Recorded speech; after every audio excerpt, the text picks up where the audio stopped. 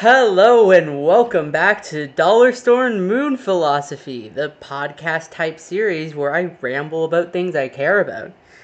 Today is a long overdue episode on cartoons. I love cartoons. Um, one of my favorite mediums of storytelling. I tend to describe myself as a cartoons and video games guy. And I've seen a lot of cartoons, and I've liked a lot of cartoons. Um, right here is an image. I just found this somewhere on the internet. This is like just I'm not exactly sure. This is just a collection of cartoons. I've circled in blue all the ones that I've seen, and I guess I counted ones that I started and didn't finish because I never finished the Dragon Prince because it got boring. Um, Rip Dragon Prince fans. But yeah, I'm a big fan of cartoons. I'd also like to include all of the shows by Glitch Productions because I love their stuff.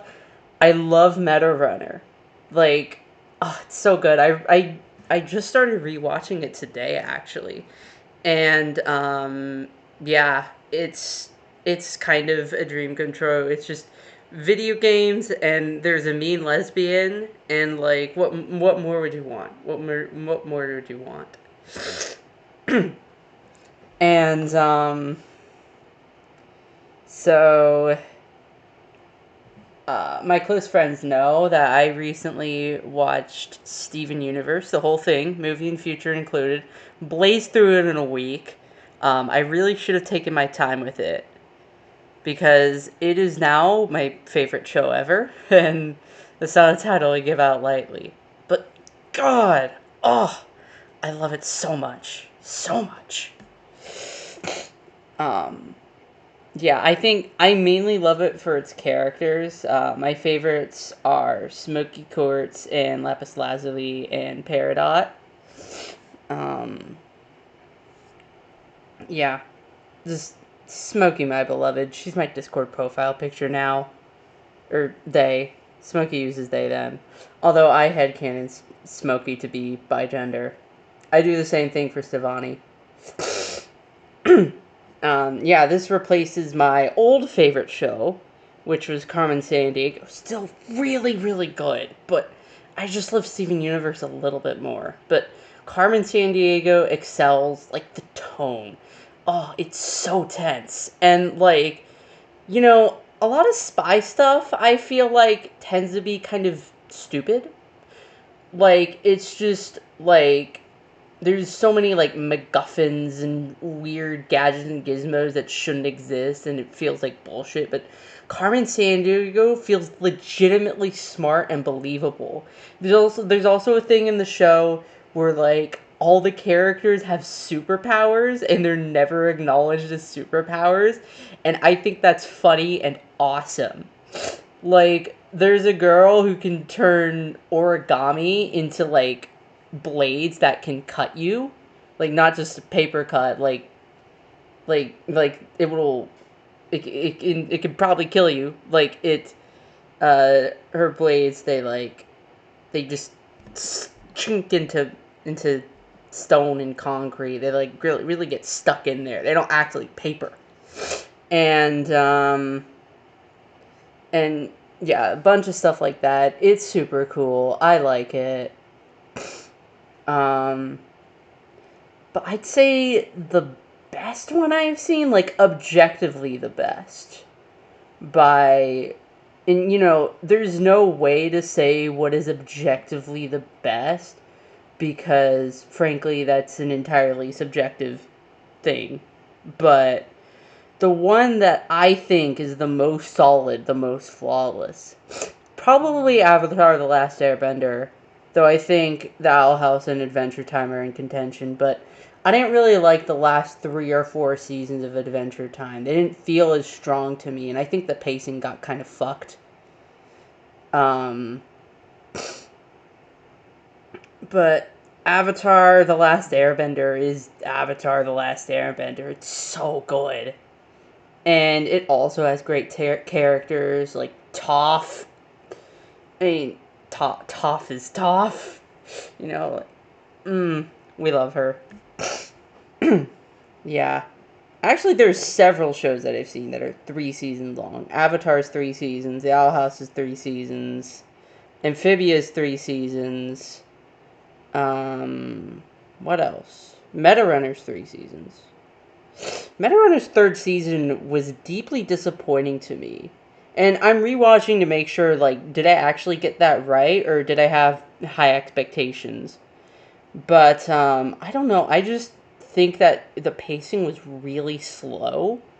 Especially because they spent, like, the entire season all in one game. Just that pirate MMORPG, and it wasn't even a super interesting game.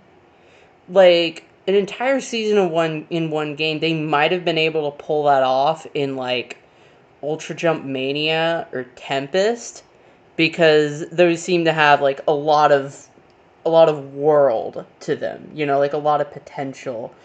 But the pirate one was just like, most of the time they're just doing nothing. They're just sitting there in their boat in the clouds, which isn't as cool as it sounds. Yeah, Metarunner peaked in season 2. That's why I have a poster of season 2 and not season 3. Um, but of all those 3 season shows, I mean, obviously Avatar is the best. Owl House is also amazing. I think I personally prefer the Owl House because queer representation. Um, and I don't know. I guess I do prefer more of like a Western cartoony art style. Actually, I've one thing that is not on this list because it's kind of too old that I've watched is My Life as a Teenage Robot. I haven't finished it, but I've been watching that with my girlfriend. I've also been watching some anime, but I don't think I'm gonna include that in this video because anime is like a whole different thing, and I'm not nearly as familiar with it. But yeah, I'm just gonna put this out there. The anime I've seen are Book Tree the Rock, Celia Experiments Lane, Madoka Magica. Um, I've also seen Psyche K and Pokemon Sun and Moon, if that counts. It's always felt more like a Western animation to me. And I did watch Scott Pilgrim Takes Off. I don't know which camp you put that in. Considering, I mean, some people call it an anime because it was animated by a Japanese studio, but it feels very American. It's technically Canadian, but not a huge difference there. Um, but yeah, as I was gonna say, of all the 3 season shows, this might be a shocking opinion, but I think of all those shows, the show with the best finale, the best ending, not the best overall, but the best ending was Amphibia, because oh my god, the Amphibia ending fucking hits. Holy shit. One moment, my brain needs more stimulation. Desktop audio off. Spotify on. Okay, perfect. I love you, Spotify. Spotify, the company, sucks, but I like music. One moment. I have notifications. I just want to make sure it's nothing urgent. Okay, it ain't. Okay, anyway. So, yeah. Amphibia's ending. Holy shit. That, like, and the thing is, even in my most recent rewatch of Amphibia, I didn't get to it because Amphibia 3B sucks. Like, I'm not one to be a hater. I do not enjoy hating. I like to spread love and kindness. But I just cannot stand Amphibia Season 3B. I can't get through it because the entire season feels like nostalgia bait. It feels like it doesn't even care about what's going on. It just It just brings up things from season 1. It's like, hey, look, season 1 thing. Look, the show's about to end. The show's about to end. Don't you care about this season 1 thing? And, like, I feel like a lot of these shows, just by way of being cartoons, are, well, except for the Netflix ones, but most of them are more adjusted to being, like, to not being binged, basically. And you better believe I binged all of these. Well, if I didn't binge it, I just watched all the episodes in order, which is what you'd normally do with a normal show. But a lot of cartoons pre-streaming were built that you, like, watch the same episode multiple times over and over again before you watch the next episode, which works for troglodyte children, but I'm not a troglodyte child. I can't fucking stand that. Even though maybe I should have watched with Steven Universe. Maybe I should have watched all the episodes twice, because I did not savor that show enough. Like, I can't express this enough. I didn't watch the show right. But this isn't about Steven Universe. This isn't about Steven Universe, even though I am obsessed with that show. Now, Amphibia season 3B, yeah, and see, I could excuse season 3A for, like, ignoring the larger stakes of this story. Because, this is kind of reminiscent of the Owl House. When you're in a completely different world, maybe this is just me and my weird form of object impermanence, but when you're in an entirely different place, and especially when you're being fed constant distractions like Anne is in Amphibia Season 3A, it's very difficult to think of anything else, basically. So I can understand why Anne, like, wasn't upset about Marcy. And plus, it's fucking Anne Boone Choi. Like, pushing down her feelings is, like, balling up her feelings is her fucking thing. That's how she copes. That's how she does life. It's not a good coping mechanism, but it's what she does. Steven Universe does the same thing. I'm just realizing that now. Damn. Anyway. But yeah, so Season 3A, I can excuse that. Season 3B, I cannot. Because it's literally all around them, and they continue to goof off. Like, there are some episodes that I can understand. Like, Commander Anne, I can understand that. I think that works well. I think that's good character stuff. What was the one? It's been kind of a while since I've seen Amphibia. The Sprivy, I think it's called. The Sprig and Ivy episode. I like that. I think it's good. I think it's good character stuff. I think it fits very well for Sprig and Ivy. I think those are their names. And, I think it's realistic. I think they learn a lesson. That's very Amphibia. But then, after that, it just goes downhill so hard. Like, Mother Ohm, don't even get me started on Mother Ohm. It's disgusting. I don't like it. It serves barely any purpose. And yeah, the pacing is just kind of horrible, because one of my friends made this complaint about Steven Universe's final 4 episodes, I think, is that, like, the first 3, nothing happens, and then the final episode, everything happens. And I feel like that problem exists times 100 with Amphibia Season 3B. Like, nothing happens, They even reconnect with the fucking mind-controlling fungi that nobody gave a shit about. I didn't give a shit about them. I don't know why that deserved an entire episode. Didn't even deserve a mention. I would have forgotten about that. Happily.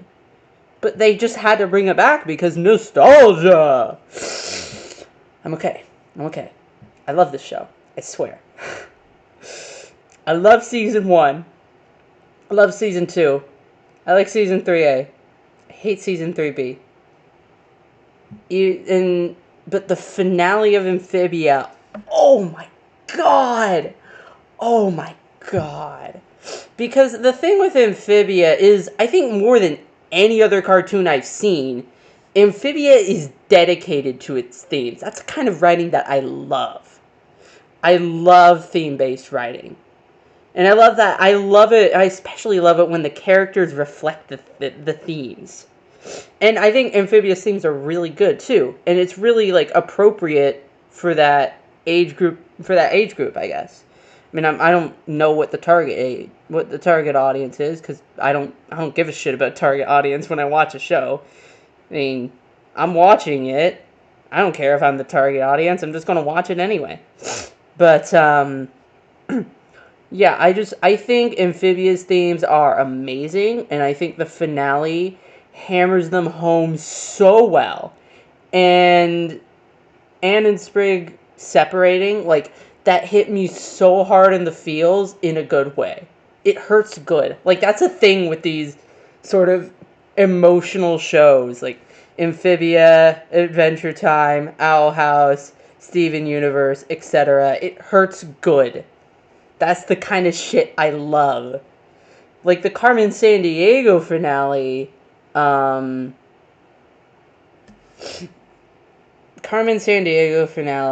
what happened there was like, Carmen Sandiego, she loses. She gets mind control. She gets mind controlled, and they make her be evil for 6 months. And that hurts good.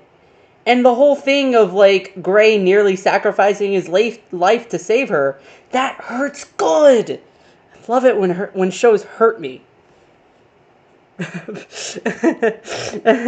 But it has to be like good. If it feels like a waste of my time, or if it pisses me off, then I don't like it. But yeah, Amphibia finale, fucking phenomenal. The whole reveal of Andreas being like robot parts, it makes a lot of sense. How else do you live for 1,000 years? And like, and Anne gets to be a kid. Like, she does her final fight to K-pop, which I'm not personally a fan of K-pop, but it's so Anne, and that's what makes it so good. Because Anne just gets to be herself while beating some ass. It also helps that it's like, it's really her first time having a fight on that scale, so it feels like extra awesome. Trying to connect it to anything else, but I can't think of anything. But yeah, and I think it's a realistic scale for her to go on. Sometimes things go on scales too high, or go to stakes that are like unrealistically high. I don't really like that. I think it doesn't really matter what's threatened. It's that it has to be something that the protagonist cares about. You know, like if you take a protagonist that's a complete fucking neat, and all they want to do is eat Cheetos and post things on the internet, and you put them in the position of saving the universe, it doesn't feel like anything, because we've never been given any evidence that this character cares about the universe or saving the universe. No, it has to be something that hits close to home, hits the heart. And yeah, that's why like Carmen Sandiego, Owl House, Adventure Time, Steven Universe, Avatar: The Last Airbender, that's why those finales are so good, because it hits close to the heart. Metarunner's finale was so whatever. I mean, I could be being too harsh on Metarunner Season 3, and I just need to revisit it, but I was incredibly underwhelmed by that entire season. I did like the whole Tari and Theo stuff at the end, though. And Lucinia, and I like the Belle Lucinia kiss. You know, fun fact, I thought before then that Lucinia was like an older sister figure to Belle. I didn't know they were girlfriends, and I'm a lesbian. So I don't know if that's just me or if that's the writing. And then again, I think that was before I knew I was a lesbian. So maybe it was me. Um, but yeah, most of the time when I watch a show, I watch it for the characters. I think that's something I've come to realize. Like, does it have good characters? I know that's a very fandom thing for me to do. As a writer, I care about the themes. I also care about the characters. It's true. But yeah, plot is just kind of whatever. Stakes are overrated. Something can have low stakes and still matter a lot if if the protagonist cares a lot about it. Like Snapcube Sonic fan dubs, those have completely ridiculous plots. They don't make any sense. But like they're convincing because you can tell they're convincing they're good because you can tell that the characters care. That could be nothing. That could be nothing. I could just be talking complete bullshit. But yeah. Yeah, Amphibia finale fucking goated as hell. And I really think that like every other 3 season show, I've talked at length about Meta Runner season 3. I'm not gonna beat a dead horse, but like Owl House had an amazing finale. And I don't think it was as good as Amphibia's finale. Like that finale was pretty much perfect with a capital P. I can't think of anything that was wrong with that, except I did feel a little bothered by, like, they go to Amphibia and then Earth and then back to Amphibia, and then it's on Anne to do everything. And I'm like, okay, that's a little excessive. But, like, the K-pop smackdown of Andreas was fucking awesome. And the way things ended up, the whole separation, the way things never left them, the way the main trio come back together after being separated for a while. I love that. I love that little detail. Because I think it tells you that, like, not everything is hunky dory.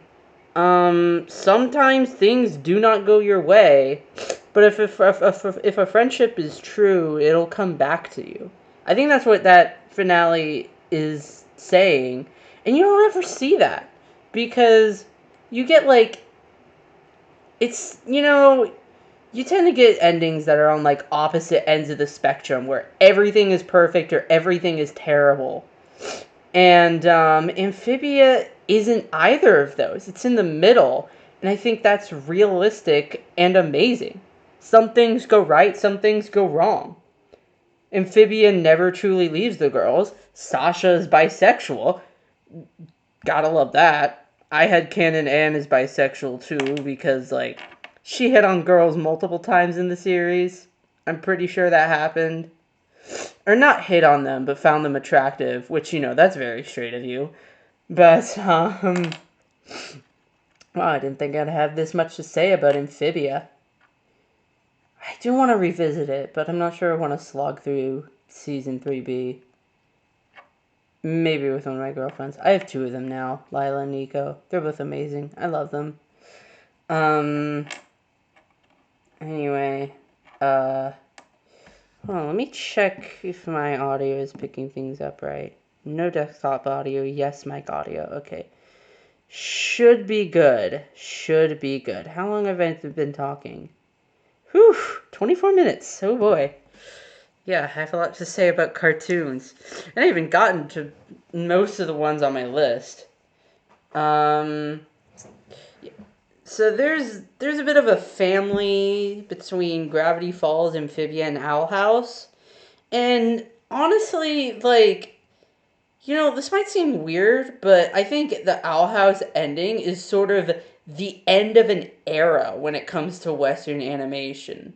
Like, I don't know if I'm on the money or not, but like, all these shows seem to have some sort of. I mean, the ones on the chart, at least, this chart, They all seem to have some sort of through line, like some common thread that connects them all, despite being all like very different in stuff. And if you align them in like a timeline, this era kind of starts with ATLA and ends with the Owl House. And I think something that me and a lot of other cartoon fans have been wondering since the Owl House ended is what next? Because I think since 2005, there has consistently been like a big Western animated show. I guess the thing that connects all of these is that it's not just for kids, it's for all ages. And maybe that continues with Bluey, maybe the era isn't over. But I do feel like the Owl House ending was bigger than the Owl House ending. Because yeah, because Gravity Falls, Carmen Sandiego, Steven Universe, Adventure Time, Avatar: The Last Airbender, The Legend of Korra, She-Ra, and Amphibia, they're all already over. And that's kind of not true because Adventure Time has Fiona and Cake now. But it's still a different thing. Fiona and Cake is very determined, is like, it's very obviously like a sequel slash spin off. It's not exactly Adventure Time. It feels like Adventure Time and looks like Adventure Time and it sounds like Adventure Time. And it is Adventure Time. But it doesn't feel like it comes from the same era as Adventure Time. It's a lot more adult than the original Adventure Time, especially in Adventure Time's early seasons. But I think this is sort of a half answer, but I think the answer to the question of now what is Glitch Productions. And I'm probably biased because I've been a Glitch Productions fan since before the beginning. I've been watching Metarunner since day one. That was their very first show. I watched Metarunner, I watched Sunset Paradise. It was boring. And that the cat person was really weird and constantly on the fence between being redeemed and not being redeemed, and that was annoying to me. Like, come on, with all these shows that I'm talking about, there's redemption arcs out the wazoo. I mean, you got Zuko in Avatar, you got Katra and She-Ra, although I don't think that was done all that well. You got Sasha and the Toad dude in Amphibia. You got Graham Calloway, kind of, in Carmen Sandiego. You got actually no one in Gravity Falls. They don't bother to redeem a single one of their villains, which is fine, I think, because who would you redeem? Bill Cipher? Hell no. Would you redeem Gideon? Fuck no. I hate that guy. God, I hope he burns in hell. But yeah, Gravity Falls just does not have any remotely redeemable villains. I don't even say redeemable. I say remotely redeemable. The Owl House has Lilith, who like wasn't even all that villainous to begin with. She was just kind of a bitch who was with the authorities, and she didn't even like the authorities. So like, I feel like she gets a pass. I feel like she gets the not a real villain button. Adventure Time redeems Ice King, which would have sounded insane in the early seasons, but like, he's ultimately just a sad, lonely guy who's been cursed with MMS, Magic Madness and Sadness, and well, he was already sad from the beginning because he lost Betty. But oh yeah, Fiona and Cake was fucking tragic. The whole story of Simon and Betty, it's like it's so beautiful. It hurts good. And it's like the perfect example of like doomed by the narrative. Because doomed by the narrative is overused and usually for single characters. But like, that no matter what, they never get a good ending together. They can never be together happily. And that's tragic, and it's so good. It's so good because they both want it to work so badly, and you, the audience, want it to work so badly. But as the audience, we know that it can't happen, and that's so sad. And it's so good. But anyway, yeah, Adventure Time redeems villains. Steven Universe redeems villains out the fucking wazoo. There isn't a single villain that show has that doesn't get redeemed. I'm not even lying to you. Peridot gets redeemed. Lapis Lazuli was kind of a villain because she stole the entire fucking ocean. Redeemed and the best character in the entire show. Who else? Who else was a big villain? The Diamonds. All three of them, Blue Diamond, Yellow Diamond, White Diamond, they get redeemed. Spinel gets redeemed. Even Jasper gets redeemed. Jasper, who was like, I don't know if Jasper or White Diamond is the most intimidating villain in Steven Universe. I think I'm leaning towards Jasper because Jasper was so like in your face. Jasper was right there being a threat to the gems over and over again. She poofed Amethyst and broke her spirit. Like, don't do that to my baby girl. But also Jasper, like, I've come to appreciate Jasper because I don't know, maybe because blah, blah, blah, blah. Maybe it's because she's a mean lesbian. I just think she's lovely despite being like pretty objectively a horrible person who does horrible things to people who don't deserve it. And the whole Malachite thing, the whole mutual abuse between Jasper and Lapis, I love that. I can't really explain why I love it. Probably because it hurts good. No, I think it's really interesting and compelling that Lapis admits that she was an abuser too. I think it's an awesome admission that like being an abuser doesn't make you doesn't automatically make you a bad person, and being abused doesn't automatically make you a good person. Like Lapis Lazuli is an abuser, and she has PTSD, and she's a deeply tragic character, and she's sad, and she's the best character in the entire show. I love her so much, and I think the whole she abused Jasper thing just gives her some complexity, and also I don't want my characters to be perfect paragons of virtue. I want my characters to fuck up. I want my characters to hurt people unintentionally. Or maybe not unintentionally, but like hurt people and regret it. Because I don't like Mary Sue's. You know why I don't like Mary Sue's? Because they ain't relatable. Because no one can see themselves in a character that does no wrong. A character that does many wrong is better than a character that does no wrong. Because these aren't people in the real world. They're fictional characters that we use to understand ourselves. And part of that is understanding our problems and why the way we are, and why our problems are our problems and what we can do to fix them.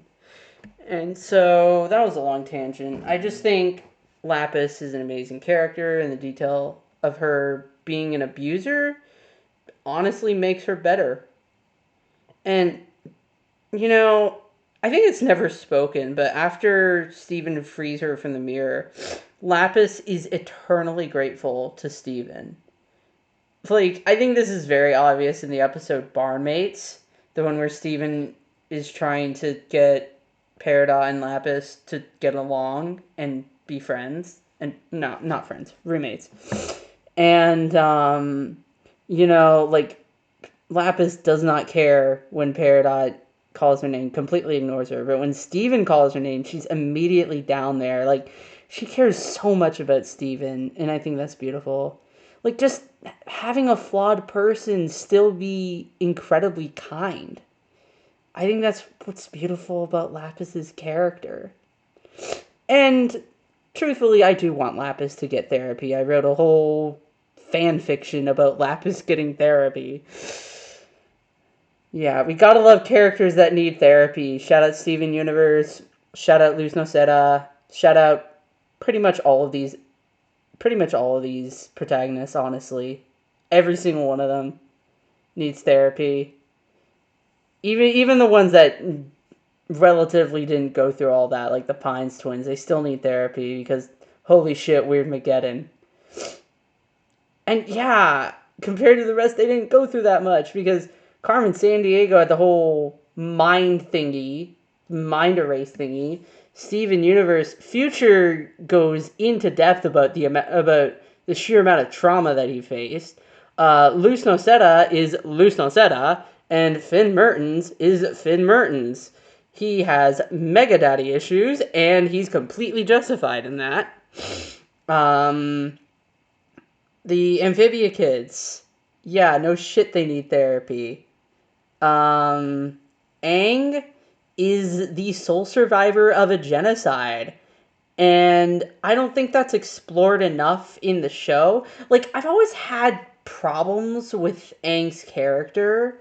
Like, I like Aang, but I think I find him underwhelming. And I think it's because, I don't know, I mean, he doesn't stand out that much from other kid protagonists to me, I guess. And I think probably they should have explored his character more about, like, they do touch on it, but they don't really go into depth about what being a genocide survivor like means to Aang, what it does to his psyche. I feel like Aang should be a lot more messed up than he actually is. Even though he is definitely messed up, it just feels like it often feels like Katara and Toph tend to be hurting more than he is, and he went through way more shit. Like, even he was forced to be the Avatar at a very young age, and like people blame him for not being there when the 100 Years' War happened. Also fought the Fire Lord and all that jazz. Aang needs therapy. Yeah. And She-Ra, I think of everything on this show that I actually finished, I'm not counting Dragon Prince. But She-Ra is, I mean, I could rank all the shows on this list by personal preference. Number one, Steven Universe, obviously. Number two, Carmen Sandiego. Number three, The Owl House, I'd have to say. This is where it gets difficult. I'll say number four, Adventure Time. Can I really put Adventure Time over Avatar: The Last Airbender? It's my ranking, my personal preference. Adventure Time goes before Avatar: The Last Airbender. That's number five. And then Amphibia, then Legend of Korra, then She-Ra, then The Dragon Prince. So She-Ra's fairly low on my list. Even though I think She-Ra is a 6 out of 10 show. Like, it's good. It's good. And I don't mind watching it. I watched it with Jane and I had a good time. But it's not amazing. I'm underwhelmed with it. I think I'm extra underwhelmed with it after watching Steven Universe because crucify me for this if you want, but I feel like everything She-Ra does, Steven Universe does better. Like the whole aliens and alien tech things. The whole, like, space dynamic. The evil empire. I feel like Steven Universe's evil space empire is more realistic because they're not nearly as oppressive. And, like, how do you even get that big? And also, how do you fucking pull a planet into a different dimension? That doesn't make sense. Oh, fuck! I didn't mean to do that. Wait, you didn't see that at all?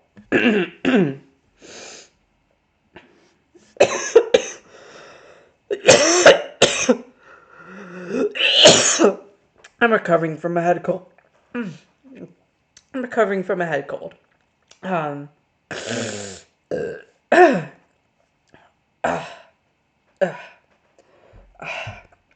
fuck. But and then the whole, even the space arc, I think Steven Universe did it better because She-Ra committed itself so hard to going to space. And like I guess it makes sense in like the setting and the technology and whatever. But I don't know. I feel like they spend a lot of time in space doing nothing while, you know, it might be a pacing thing again. But and then you got like the ragtag team of a bunch of people who have different powers. Like I feel like half of the princesses in She-Ra are completely forgettable. Like Perfuma, I barely remember her name. I also don't think she's good trans rep. Um, but that's just my own super picky opinion because I find it very unbelievable that a trans woman would have uh would have such a feminine voice with like I mean, I wouldn't say Perfuma's face is masculine, but I don't think it's feminine either. You know, she definitely got a jaw and she's flat, which I appreciate that. But yeah, I don't really think Perfuma really hits the mark. I don't think she's very believable as a trans woman. It's mainly the voice for me. Like, come on, if you're gonna include a trans woman, don't be a coward. Give her a faggy voice. I'm using faggy in a pro-trans way. I'm trans myself, but and then like I don't even remember the name of the ice one, and she hardly ever shows up. And also, I think Catra's redemption arc is really weirdly paced because I do like seeing her like descend into the abyss basically. You know, she just gets worse and worse. But then like, after getting rescued in space, she's just cool with the good guys with like no angst, no second guessing or anything. Part of what made Zuko's arc so amazing and so believable is that it's it's not linear. It's that like in the season 2 finale, he has the chance to just completely betray the Fire Nation right then and there, but they offer him everything he's ever wanted on a silver platter, and he can't resist it. And it hurts good. It hurts so good. Oh, I hate seeing that. It's so beautiful. It's so amazing. It's so good. He betrays his uncle. He was like the only person who cared about him. Oh, sorry. Avatar's just a really good show, and Zuko is a really good character. Like he's not one of my Blorbos, but I can't deny that he's amazingly well written. In that beach episode where like the gang, not the gang, I think people tend to call them Ozai's Angels. I like that name. It's funny.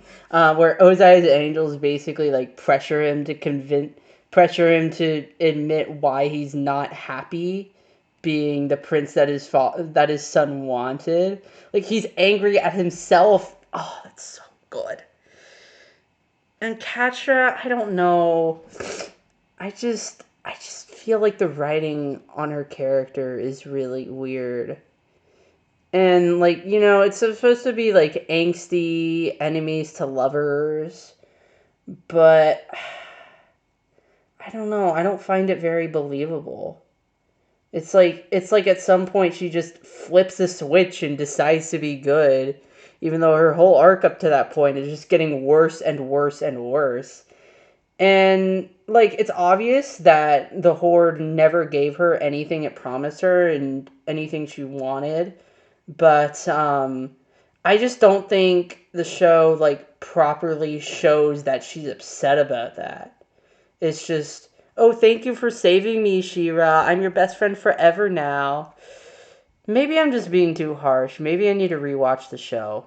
But I know emotionally I cannot rewatch that show because it reminds me too much of my ex. Um, ignoring that, I mentioned Blorbos earlier. I think there's only one thing that She-Ra does better than Steven Universe. It's the autistic science girl. I legitimately think that. Fuck, I can't remember names. I legitimately think that Entrapta is a better version of Peridot. Crucify me if you wish. But Entrapta is just so much weirder. And I think it's really funny that she's with the bad guys and doesn't even know what's wrong with that. Because she's just so focused on maybe it's the angsty part. Maybe it's the part of me that loves angst. Ang. No, I did not say ang. Angst. I can't even pronounce words properly. You know, like bad feelings, angry feelings. You know, I guess it hurts good that that Entrapta is with the villains while like, you don't want her to be with the villains, but you understand why. It's because they give her everything she wants. Um, and also, you know, it's kind of, I mean, it's not entirely her fault. She got left behind. Like, how would you feel about that? And I think also, Steven Universe, I think one of its few flaws is that it really, like, the Crystal Gems B team just gets shafted, like, all the time. And when I say B team, I mainly mean Peridot, Lapis Lazuli, and Bismuth. And sometimes Connie and Greg. But man, there's just there's just so many times when they should or could include the B team and they just don't because like, oh no, it's the four crystal gems.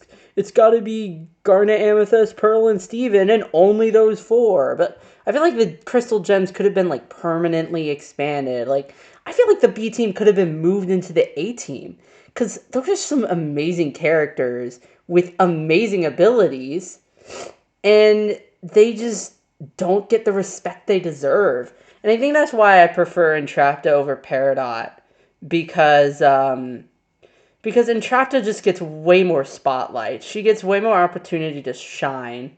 Entrapta steals every scene she's in. Meanwhile, Steven Universe, the writing, it tends to be so dedicated to keeping that spotlight on Steven and the the main and just the main four. And I think that comes to its detriment because Peridot, Lapis Lazuli, even Bismuth are amazing characters that deserve room to breathe. And, you know, they deserve, I mean, any single one of those characters could get a show in their own right. Like, that's how good they are. Even Bismuth, I mean, I think Bismuth gets shafted more than anyone because Bismuth has a lot of potential and basically zero screen time. Like she's in that one season 3 episode and then she comes back like almost at the end of the final season and it's like, what the fuck, y'all? And then the B team gets shafted in the movie and in future. And it's like, why do you even acknowledge their existence? Like honestly. And if they were really if the show really cared about the B team, like there's so much painful stuff that could have been avoided. Like I don't think Lapis Lazuli should have left the Earth in season 4 or 5. I can't remember exactly when it was. Because like yeah, I just don't understand like the shift sleeps whatever in her logic because like no, I'm scared of the diamonds, so I'm going to the moon. And then when the diamonds actually come, oh, I'm not scared of the diamonds. Like, you could have just been not scared of the diamonds in the first place. I get that it's a sort of PTSD thing, but I don't know why it doesn't occur to her that, like, I don't know why it doesn't occur to her earlier that if I'm gonna get punished like a crystal gem, I might as well be a crystal gem. Like, isn't that obvious logic? I don't know. I love Lapis Lazuli, but I kind of don't agree with that decision. I think probably if Lapis Lazuli and Peridot had been closer at that point, yes, I like Lapidot, then probably Lapis would have stayed for her. But she didn't even stay for Steven. And I guess maybe he didn't ask her to stay. I don't know. The point is, I think Lapis Lazuli, Peridot, and Bismuth got done dirty in Steven Universe over and over again. And I think this shafting of Peridot's character is why I prefer Entrapta over Peridot. Also, Entrapta just gets to be crazier. Like, I don't know. I think Entrapta is kind of just a better Peridot. And I still love Peridot, like, to death. She's also in my top 3 favorite characters. The other one in my top 3 is Smoky Quartz. Oh, I love Smoky Quartz so much. I love that she's like awesome and fun, and she has that cool, awesome yo-yo, and she's an incredibly fun character and a symbol of like the intensely strong sibling bond that Steven and Amethyst developed, and and I like that she like deals with self-esteem issues because that hurts good and that's kind of relatable. Um, yeah, I mean, really, flawed characters are good characters. And the most important thing in writing is to be consistent. Shira, that's Catra is not a consistent character. I need to stop ragging on that show. Let's rag on a different show, The Dragon Prince. It got boring. I think I stopped watching it at like that human boy's dream. It starts out really good and interesting, but then it's just traveling the land, traveling the land, traveling the land. I don't know. It just I feel like I feel like there's not enough character interactions, and the ones that do exist are kind of boring. Maybe just the characters aren't complex enough for me. I like my characters complex. I guess you can tell that by the shows that I've picked out as my favorites. The Owl Houses and Adventure Times. Hmm. Yeah. Am I out of things to say about cartoons? There's no fucking way. I thought I'd be able to talk about cartoons for hours. I just feel out of energy. Um, well, this is the end of this episode of Dollar Store Moon Philosophy. I hope you enjoyed it. Thank you.